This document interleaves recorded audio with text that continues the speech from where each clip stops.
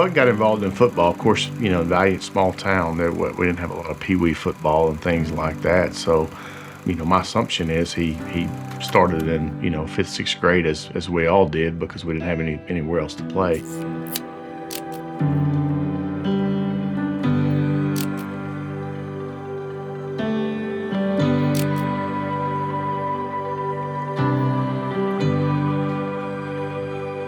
I think Buck enjoyed playing football so much because, number one, he was really big and had a little bit of an advantage over some of the others, right? And, I think, and back then, and where we lived, there wasn't a whole lot of other options, football, baseball, basketball. We didn't have all the options kids have today, so it's one of the three, and he played all three, and football just kind of stuck with him, and was his best sport, and his size lended itself to being, right for the game. So I think that's why he loved it so much. His legacy is a couple of different things. It was the competitive nature of who he was. It was the work hard component of it is it's not going to get given to you. You gotta work for it. It was defying the odds. Because we were a Class 2A high school at that time, and not many 2A high school folks went on and played college football at any level. He never forgot all the fun that we had, just as those country boys from Valliant, Oklahoma, just lining up, paper maker sons, just getting after it and having a good time.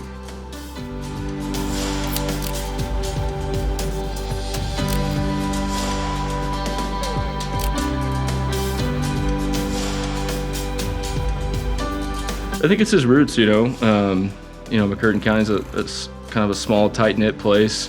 You're an insider or you're not, and it's a place that I didn't grow up, but it definitely feels kind of like home when you go down there. The family's still down there, and he's a guy that had success and was able to go play at the next level.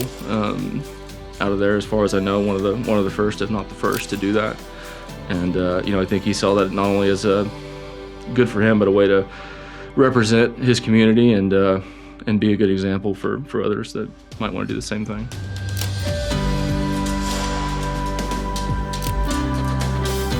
I think Buck's biggest thing was Buck loved people. Football, success is 11 guys doing everything right in order to run a play and have any success.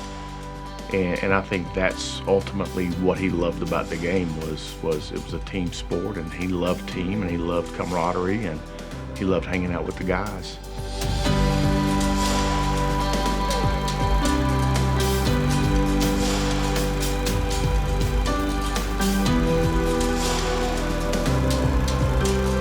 Yeah, so I was thinking about the other day about when I was trying to decide where I wanted to go to college to play football, whether it was Oklahoma.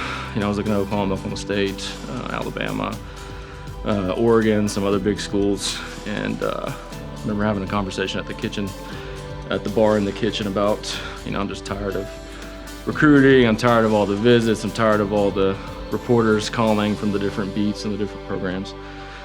I said, I just think I want to just be done, I want to go to OU. And he said, so that's fine, but you need to know, because, a lot of times, and it's even worse nowadays, kids will commit and then they'll decommit and recommit, and so I needed to make the right choice the first time and be done with it. So kind of a loyalty and sticking to your word lesson there. And then I remember when I actually committed to Coach Stoops, it was a spring practice, and I went up and watched him practice and talked to him afterwards and said, hey, Coach Stoops, I think I want to come play for you. And he said, well, I need you to know.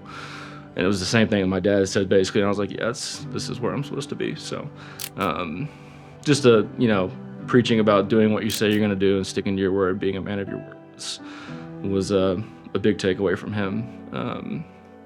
Just one story that kind of reminded me of that.